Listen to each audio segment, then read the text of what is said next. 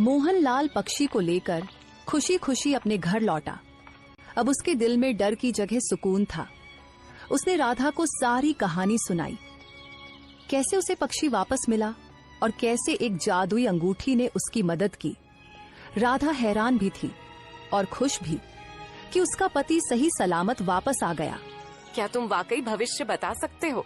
हाँ, तुम्हारे भाग्य में बहुत धन लिखा है, तुम बहुत अमीर बनोगे। तो फिर देर किस बात की? ढेर सारा सोना मेरे सामने प्रकट कर दो।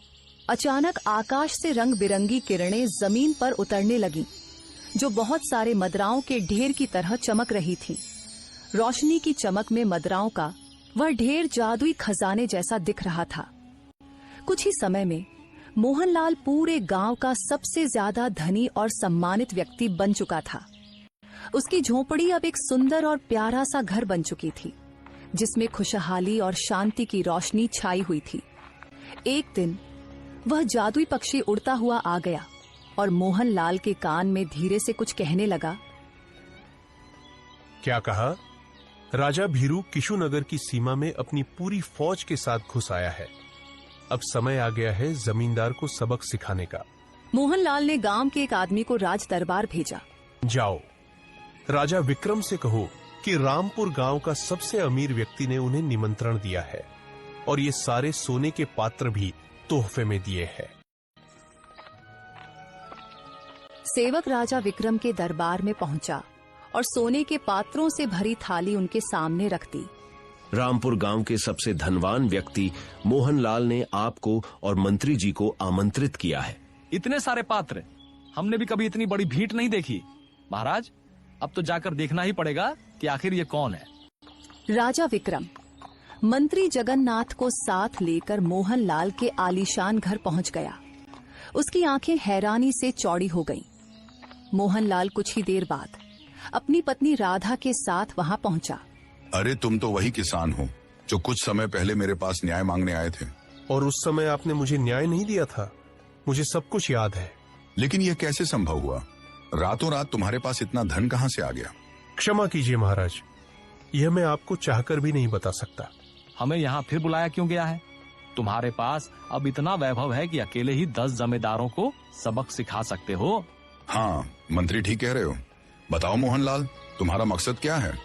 महाराज, मैं आपको एक अत्यंत महत्वपूर्ण सूचना देना चाहता हूं, परंतु उससे पहले मैं चाहता हूं कि आपने मेरे साथ जो अन्याय किया था उसकी पूरी सुनवाई करें। और हां, यह बात आपके भविष्य से जुड़ी हुई है।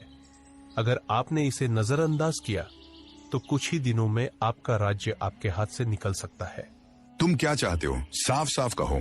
मैं चाहता हूं कि आप अब मेरे घर पर जमींदार बलराम मक्कीये और बलिया को बुलाकर उनसे साफ साफ पूछे कि क्या मैंने वास्तव में अपना खेत बेचा था या नहीं। सैनिकों, तुरंत जाकर उन चारों को बुलाकर मेरे पास ले आओ। कुछ ही देर में वे चारों वहां पहुंचकर उपस्थित हो गए। मुखिया, सच सच बताओ, क्या मैंने वाकई जमींदार को अपना खेत बेचा था? क्षमा कीजिए महाराज, मैंने जमींदार के दबाव में आकर यह झूठ बोला था। मैंने भी झूठ कहा था महाराज, क्योंकि उसने मेरी बेटी की शादी रोकने की धमकी दी थी। महाराज, जब ये लोग एक गरीब किसान के सामने थे तो ये उसके पक्ष में नहीं बोले, लेकिन आज जब उन्हें पता चला कि मैं इतना अमीर हूं कि जमींदार मेरे सामने कुछ भी नहीं, तो ये सब मेरे पक्ष में बोल रहे हैं। मैं चाहता हूं कि आपके राज्य में ऐसा न्याय स्थापित हो जहां अमीर और गरीब के बीच कोई फर्क न हो। तुरंत इन चारों को जेल में डाल दो और ले जाओ। मुझे माफ कर दीजिए। मुझे माफ कर दीजिए। मोहनलाल, मोहनलाल। हाँ, ठीक है, मैंने तुम्हें माफ कर दिया है, लेकिन मेरा खेत मुझे वापस लेना होगा। वह मेरे पूर्वजों की निशानी है और इसे कोई छीन नहीं सकता। हाँ ठीक है, मैं देने के लिए तैयार हूँ। जाओ, लेकिन याद रखना, अगर अब किसी गांव वाले के साथ अन्याय हुआ तो मैं तुम्हें माफ नहीं करूंगा। जमींदार बलराम सिर झुकाए चले गए और मुखिया और भलिया भी शर्मिंदगी के साथ लौट गए। महाराज, विशालगढ़ राज्य की सेना आपकी सीमा में प्रवेश कर चुकी है और सभी जानते हैं कि उनकी सेना आपकी सेना से 10 गुना बड़ी है। आप उनसे युद्ध नहीं कर सकते। तो हमें यहां से भाग जाना होगा।